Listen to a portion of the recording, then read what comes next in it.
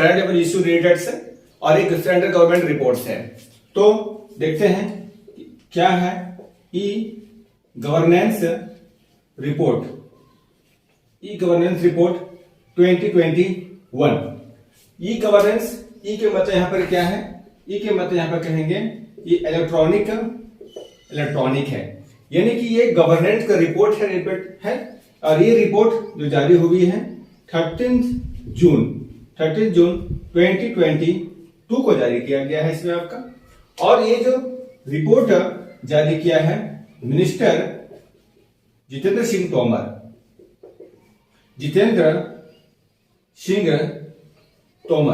तो जितेंद्र सिंह तोमर द्वारा रिपोर्ट जारी किया गया है e governance report. E governance report है क्या, यहां पे इसके बारे में बात करेंगे।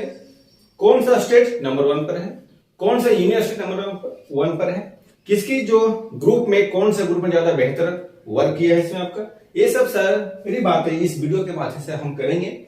और ये आपका आने वाले जो कॉम्पिटिटिव एग्जामिनेशन जो है उसमें आपको एक बेहतर यूजफुल टॉपिक के रूप में होगा और आप यहां से उस क्वेश्चन को बना पाएंगे।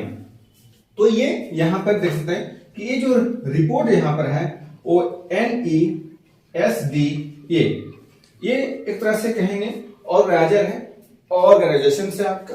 ई के मतलब यहां पे कहेंगे तो क्या हो जाएगा आपका ये national electronic electronic governance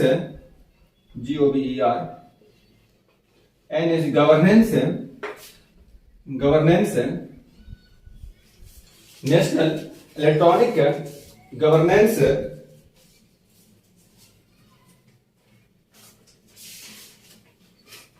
governance ऐसे सर्विसेज डिलीवरी असेसमेंट ये इसकी द्वारा जारी किया गया है आपका NESDA, यानी कि national electronic governance services delivery assessment. यानी जो सरकार है, जो सेंट्रल गवर्नमेंट है, स्टेट गवर्नमेंट है, यूटी गवर्नमेंट जो देख रहे हैं या इंडिया की जो गवर्नमेंट आप देख रहे हैं, उस गवर्नमेंट की जो रिपोर्ट है जो इलेक्ट्रॉनिक रूप में है उसकी रिपोर्ट यहां पर है। यहां पर ये रिपोर्ट जो है प्रत्येक 2 साल पर ये जो ई गवर्नेंस जो रिपोर्ट है, ये भी याद रखने का है कि जो रिपोर्ट होती है एवरी 2 ईयर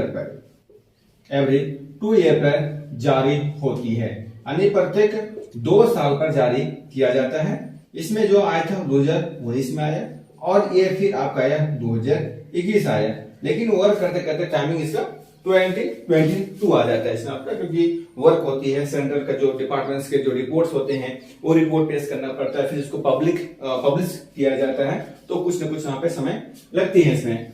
तो ई गवर्नेंस रिपोर्ट 2021 में ये इलेक्ट्रॉनिक्स से रिलेटेड से आपका ये जो सेवा दी जाती है और ये जून 22 को रिलीज हुआ।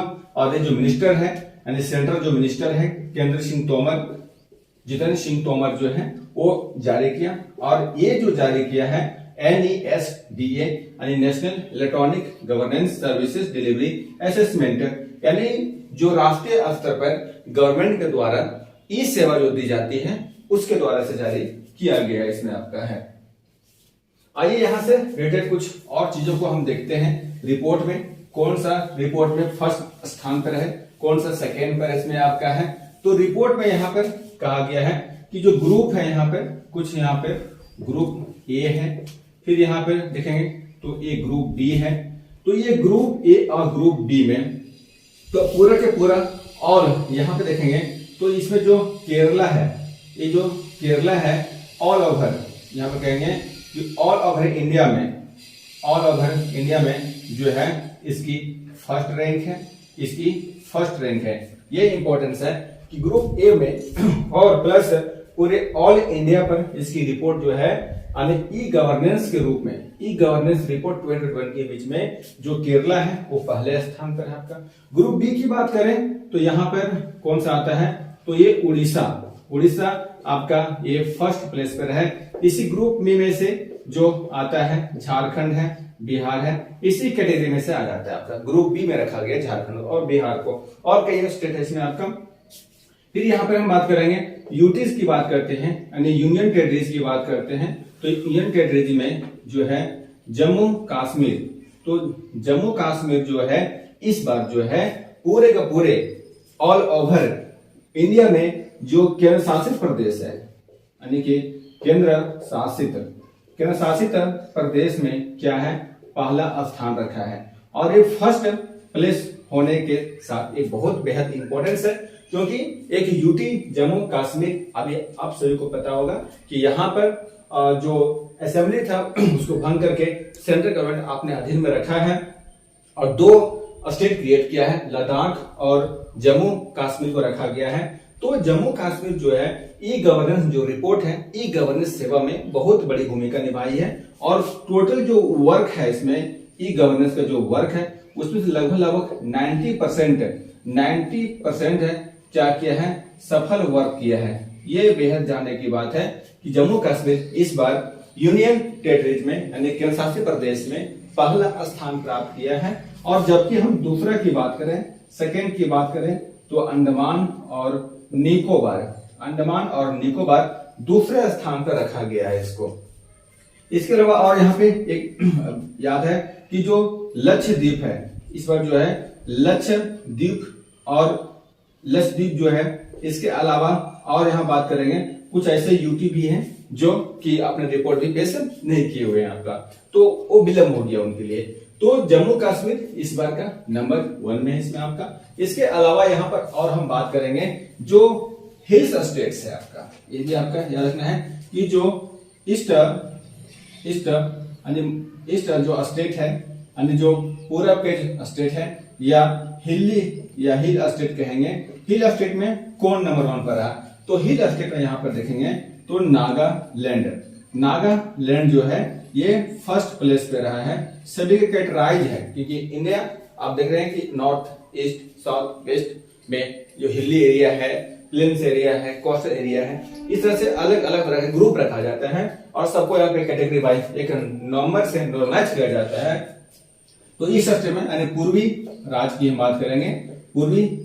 हम बात करें या हिली पहाड़ क्षेत्र की बात करें, तो नागालैंड जो है वो काफी अच्छा बेहतर प्रदर्शन किया है। लेकिन यहाँ पे ऑल ओवर जो टोटल स्टेट जो किया गया है, वो टोटल जो बात किया है 22 स्टेट को लिया है इस रिपोर्ट में, 22 के लिए है। और टोटल जो यहाँ पे सर्विसेज है वो लगभग 1400 सर्विसेज को क्या किया गया है, इंक्लूड किया गया है। तो 1400 सर्विस को इंक्लूड किया गया है और इसमें जो बेहतर सेवा जो प्रदान किया जा रहा है वो उसको रिपोर्ट दिया गया आपका। तो 14 से रिपोर्टर्स यहाँ किया गया है आपका, 22 स्टेट को शामिल किया गया है आपका यहाँ पर। और इस प्रकार से इसमें कुछ रिपोर्टेड यहाँ पे और रखेंगे। लेकिन यहाँ पर एक और है कि टोटल जो स्टेट्स है आपका, टोटल जो स्टेट है उस स्टेट में से सबसे अधिक वृद्धि कौन दर्ज किया है। तो सबसे अधिक यहाँ पर याद रखना है कि नोट में याद रखना है कि जो आंध्र जो प्रदेश है वो क्या है, सबसे अधिक, ये भी इंपॉर्टेंट है कि सबसे अधिक वृद्धि दर्ज किया है, यानी कि रिपोर्ट में वो आपने काम काज में कुछ इंप्रूवमेंट किया है जो सबसे अधिक के रूप में है ऐसे आपका। आइए हम और इसके बारे में पूछते हैं। ये एग्जाम के लिए आपका बेहतर इंपॉर्टेंस होगा, बेहतर काम में आएगा आपका कि जो पूर्वी स्टेट है उसका फर्स्ट स्टेट कौन सा है, ग्रुप ए में कौन सा स्टेट में आता है नंबर 1 पर। ऑल ओवर इंडिया में पहला रैंक किसको मिला है, केरला को मिला है। केरला का एजुकेशन परसेंट बहुत ज्यादा है, उसके बाद जो पीपल्स है, सिटीजन जो है वो काफी इंटेलेक्चुअल्स है और काफी वो समझदार है। किसी भी स्कीम को, किसी भी गवर्नमेंट के जो होती है चीजें होती है वो अच्छा तरह से इम्प्लीमेंट किया जाता है, लोग लागू करते हैं, ज्यादा वहां पे समझदार है। तो यहाँ पर ये ग्रुप में जो बात करेंगे वो उड़ीसा है, झारखंड भी ग्रुप बी में रखा गया है। इसके अलावा यूटीज की बात करते हैं तो इसमें जम्मू कश्मीर पहले स्थान पर है, जबकि सेकंड की बात कर रहे हैं तो आपका सेकंड पर अंडमान निकोबार है। दमन और दीव जो है इसमें आपका रिपोर्ट पेश नहीं किया है, उसकी एक छोड़ दिया गया है इसमें आपका। तो इसके अलावा यहाँ से हम और चीजों को देखते हैं आगे में कि ये जो गवर्नेंस है, ये गवर्नेंस है क्या, पहले ये जानना होगा। रिपोर्ट तो हमने देख लिया कि रिपोर्ट में क्या क्या है। तो यहाँ पर ई गवर्नेंस के बारे में बात करेंगे। तो ई क्या है, यानी यहाँ पे आज बताएं कि ई के मतलब यहाँ पर है इलेक्ट्रॉनिक। तो ये इलेक्ट्रॉनिक सर्विसेज है। तो इलेक्ट्रॉनिक सर्विसेज में क्या होती है आपका, किसे कहते हैं, तो ये जान लेते हैं कि यहाँ पे जो सरकारें हैं, क्योंकि जो इंडिया है, यहाँ पे देख सकते हैं कि इंडिया जो है वो काफी डाइवर्सिटी है, काफी मात्रा में डाइवर्सिटी है। बहुत सारे यहाँ पे पब्लिक है, पीपल्स है। हम यदि वर्क करते हैं तो वर्क में क्या होता है कि एक बृहद जनसंख्या तक, यानी जो एक ह्यूज अमाउंट में जो पॉपुलेशन है उसकी तो हमारी जो सर्विसेज सब नहीं पहुंच पाती है। तो गवर्नमेंट क्या किया है, गवर्नमेंट इस सब के बीच में ई सेवा बहुत इंपॉर्टेंट है, ई सेवा उपलब्ध कराती है। तो ई सेवा जो उपलब्ध कराती है, जैसे कि एग्जांपल में हम यहाँ पे ई आधार सेवा, आपने नाम सुना होगा। तो ई आधार सेवा क्या करती है, हमें आधार से रिलेटेड जो है ऐप भी इसके लिए है आपका, यहाँ आप देख सकते हैं इसके लिए ऐप भी है। इसके अलावा यहाँ पे आप देखेंगे CSP जितना है, जो कॉमन सर्विसेज पॉइंट जो देखते हैं, ये क्या है, ये आपका एक तरह से ई सर्विसेज का पार्ट्स है।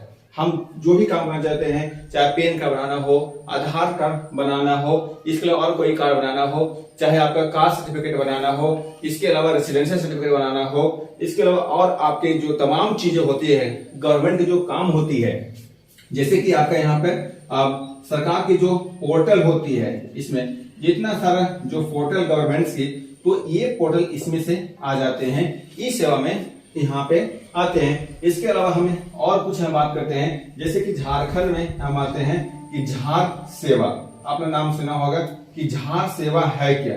तो झार सेवा एक प्रकार से झारखंड गवर्नमेंट, झार सेवा एक तरह से क्या है कि झारखंड में क्या है, ये लैंड रिकॉर्ड है। यहाँ पे आप देख रहे हैं कि कोई भी व्यक्ति अपने जमीन को डिजिटल पे देख सकता है कि मेरे पास कितना अकाउंट नंबर है, कितना प्लॉट्स नंबर है, कहां पर मेरा कौन सा जमीन है, तो उसकी लोकेशन क्या है, आसपास में किसका जमीन है।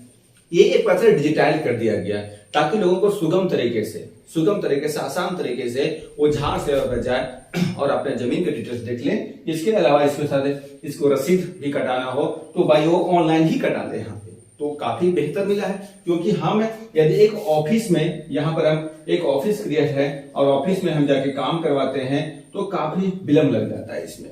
तो ये सब सेवाएं जो है गवर्नमेंट जो है एक पोर्टल के माध्यम से, एक इलेक्ट्रॉनिक डिजिटल प्लेटफॉर्म के माध्यम से सेवा प्रदान करती है। इसके अलावा यहाँ पर और हम बात करेंगे, जैसे अभी बहुत ज्यादा वर्ड है डिजिटल, ई डिजिटल या देख सकते हो या कर सकते हो कि डिजिटल पेमेंट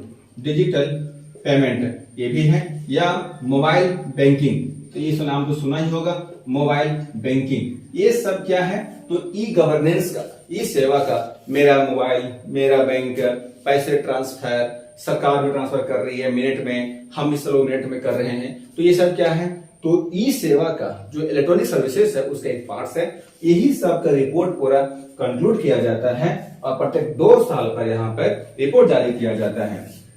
तो ये सब जितने सारे आपका जो सेवाएं हैं, ये सेवाएं आपको प्रोवाइड कराया जाता है, इलेक्ट्रॉनिक के थ्रू से किया जाता है। एक तरह से ई के रूप में है, इलेक्ट्रॉनिक रूप में व्यवस्था कराया जाता है और हमारे पास बहुत ही आसान तरीके से, बहुत ही आसानी से हमारे तक ये पहुंच में आ जाती है। इसके अलावा और यहाँ पर हम बातें करेंगे कि इलेक्ट्रॉनिक का जो कुछ यहाँ पे डेमेरिट भी यहाँ पे देख लेंगे कि इसका डेमेरिट क्या होती है, कुछ इसकी डेमेरिट की भी बात करेंगे। तो डेमेरिट में इस सेवा के लेकर क्या डेमेरिट्स है, इसका मेरिट इतने सारे देख लिए कि हमें आसानी से ही, बहुत ही आसान तरीके से क्या होती है, चीजों को पहुंच हो जाती है। लेकिन यहाँ पर कुछ ऐसे चुनौतियां हैं इसकी, जो चुनौतियों की हम बात करेंगे। चुनौतियों में से क्या है, चैलेंजेस क्या है, तो हमारे पास क्या है, बहुत ज्यादा समस्या है कि हर जगह इंटरनेट जो सेवा है वो पहुंच से बहुत जगह आज भी बाहर है, कई सारे क्षेत्र में बाहर है, यानी पहुंच नहीं पाते सही रूप से आपका। इसके अलावा और कह सकते हैं क्या है, अभी क्या है, डाटा जो है, डाटा भी क्या है, महंगे हो रहे हैं आपका, तो ये भी एक चुनौती है, लोग इसका नहीं ले पाएगा सुविधा। इसके अलावा सबसे जो समस्या है वो आपका साइबर सिक्योरिटी आपका, तो साइबर जो सिक्योरिटी है, यानी साइबर जो सुरक्षा है, ये इसके लिए क्या है, तरह से एक चुनौती भरी काम है इसमें आपका। इसके अलावा जो है डिजिटल एजुकेशन, डिजिटल साक्षरता को बोलते हैं, डिजिटल एजुकेशन जो है की कमी है, ये भी कमी है। और यहाँ पे कह सकते हैं कि इंडिया के रूरल एरिया में यानी ग्रामीण क्षेत्रों में इंटरनेट की जो सेवा है वो पहुंच बहुत कम है, या है तो अच्छी तरह से वर्क नहीं कर पाते हैं। यानी हमारे देश में इंटरनेट रेडियो की जैसा होनी चाहिए कि कहीं भी ऑन करे ट्यून तो गाना बजनी चाहिए। इसी प्रकार से यहाँ भी है कि रूरल एरिया में भी इंटरनेट की सेवा आज भी बहुत जूझता है, समस्या से जूझता है आपका। इसके अलावा यहाँ पे क्या है, धोखाधड़ी की समस्या भी एक बेहतर समस्या यहाँ पर है, यहाँ पे देख सकते हैं। इसके अलावा और क्या है, डाटा चोरी, ये अक्सर घटना आती है कि डाटा लीक कर दिया गया है, ये भी एक बहुत बड़ी समस्या ग्रुप में होती है इसमें। तो यहाँ पर हम कह सकते हैं इसकी चुनौतियां हैं, हमें ई गवर्नेंस पोर्टल जो जितने सारे हैं उसे सशक्त करना होगा, साइबर सुरक्षा से काफी उसको मजबूत करना होगा ताकि लोग ठगी का शिकार ना बने, उसकी डाटा लीक ना हो, क्योंकि आज हमारे पास सबसे बड़े इंफॉर्मेशन ही डाटा ही सबसे बड़े हथियार होती है। यदि डाटा हमारा लीक हो जाए तो मेरे पास जो पावर है वो पावर क्या हो जाएगा, खत्म हो जाएगी और हम कुछ भी नहीं कर पाएंगे और हमें काफी मात्रा में वित्तीय नुकसान हो जाएगी इसमें, या इसके अलावा सोशल या पॉलिटिकल इकोनॉमिक्स कुछ भी प्रकार के यहाँ पे नुकसान क्रिएट हो जाएगा। तो ई गवर्नेंस रिपोर्ट, एक ई गवर्नेंस जो सेवाएं हैं बहुत अच्छी है, लेकिन इसे सशक्त किया जाए, इसे मजबूत किया जाए, लोगों की पहुंच आसान हो, सरल हो, सहज हो और काफी सुविधाजनक हो, लोगों को काफी इसमें सुरक्षा मिले, साइबर अटैक ना मिले, तो ये बहुत ही अच्छी रिपोर्ट है। तो आने वाले कॉम्पिटिटिव एग्जामिनेशन में इस वीडियो से क्वेश्चन श्योर है आप रहिए कि पूछा जा सकता है एग्जामिनेशन को लेकर, आपका पीटी और मेंस दोनों क्लियर हो सकते हैं, लिखने को लेकर भी हो सकता है आपका। और आपको बेहतर ध्यान रखना है कि जो रिपोर्ट आई है स्टेट का, उस स्टेट को दिमाग में रखनी है। तो आप हमारे साथ बने रहिए, पढ़ते रहिए, आगे बढ़ते रहिए, फर्स्ट रहिए, मस्त रहिए। जय हिंद।